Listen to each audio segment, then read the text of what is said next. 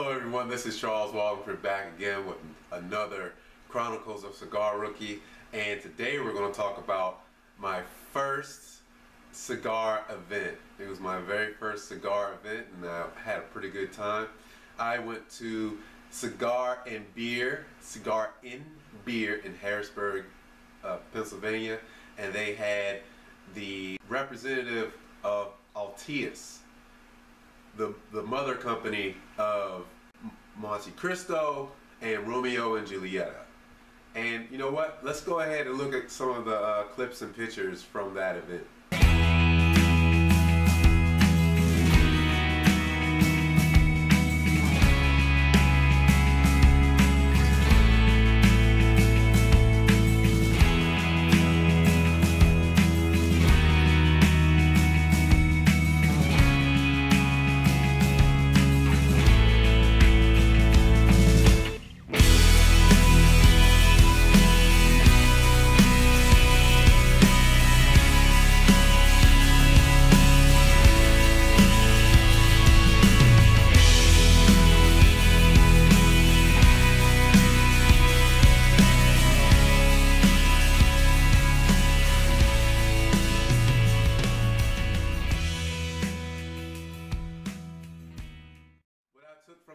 The biggest thing I took from those conversations was about Cuba. As I said, as you saw before, we were talking about what's going on with Cuba. We all know that we're about to lift the embargoes. That's right, we're about to lift the embargoes. We still have the embargoes in place. They're just going to be lifted, but we don't know really when. The biggest thing I got from those conversations, the Cuba conversation, will be the prices. The bottom line, what are the prices going to be? It's one of the two. Either the price is going to stay exactly the same, or they're going to be inflated.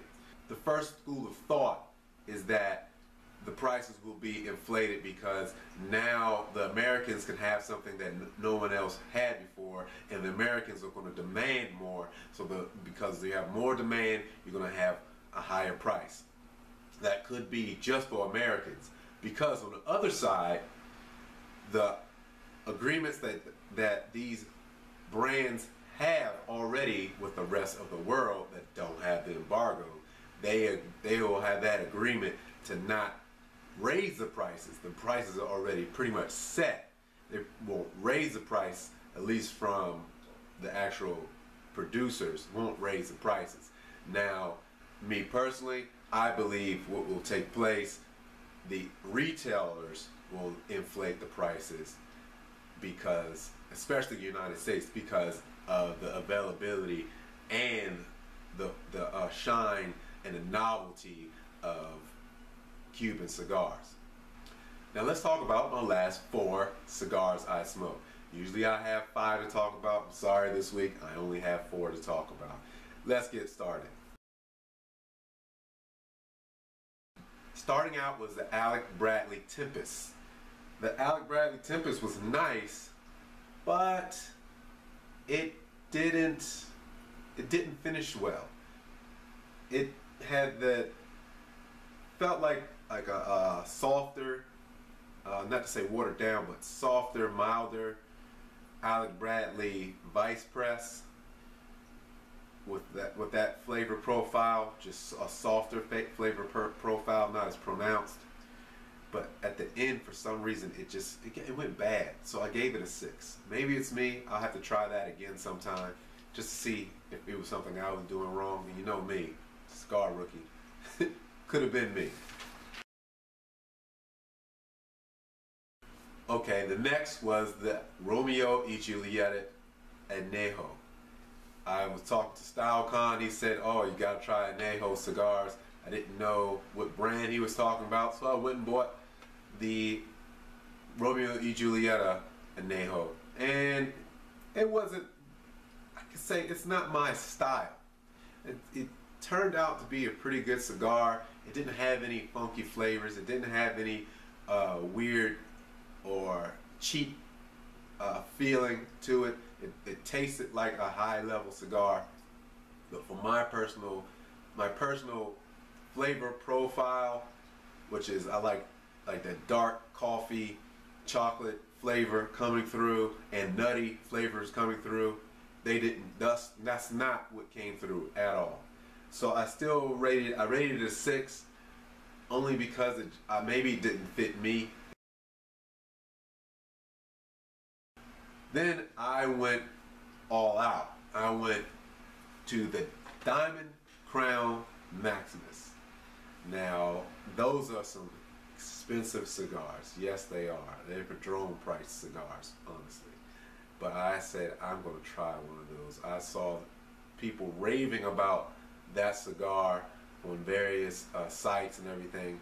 So I said, I got to have one of those cigars. And I found one.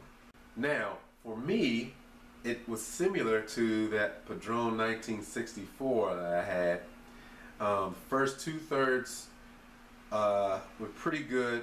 They did have a nutty flavor that I like and a creamy feel to it that I like.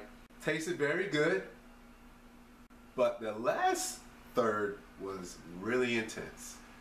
The flavors intensified, and of course the body intensified too. So it was like woo, woo. But it was good. It was very good.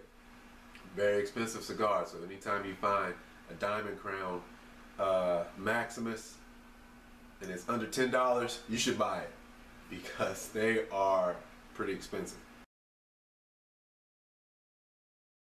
Now then, lastly, I had the New World by AJ Fernandez. That New World from AJ Fernandez tastes very similar to that Diamond Crown Maximus, and it didn't have the nutty flavor that I picked up. But the wonderful thing, it costs a lot less.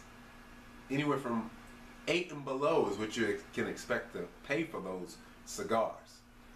And you still have a damn good cigar. To me, it was no different as far as quality of flavor and profiles.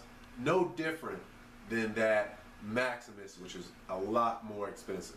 So I rated that as a 7, and I still rated the Maximus as a 7. So you do the math. More than around, I think, what is it, 15 for the Diamond Crown, and less than 10, well less than 10, more 8 for the New World. Go with the New World. Well, that's it, guys. That is the end of the Chronicles of Cigar Rookie for this volume. I hope you enjoyed. Please, if you're interested in seeing more of me, you can also look me and StyleCon up on that Minority Report. And if you haven't yet, please subscribe, hit the like button, and leave a comment. Whatever the comment is, I'm the Cigar Rookie. I'm open. I'm ready to learn. So I'll see you on the next video, as StyleCon would say, and as I would say. How would you spend your money? AJ Fernandez, New World. I'm Charles Walhingford. It's the thumbs up for it. I don't know. I'm trying something new.